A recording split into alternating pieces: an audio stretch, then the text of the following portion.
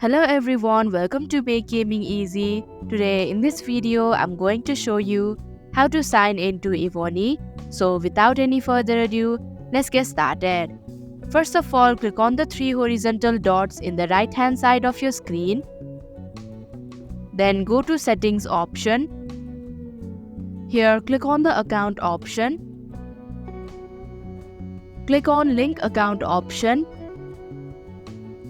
Here you can either link your account with your Facebook account or Google Play account.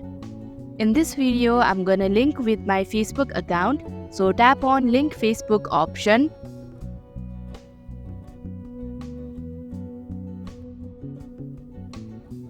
And that is how you can sign into Evony. Thank you for watching Make Gaming Easy. I hope this video was helpful to you. If it was, hit the like button and comment down if you have any questions or feedback. Also, if you are new to our channel, subscribe and hit the bell icon so that you don't miss our upcoming videos.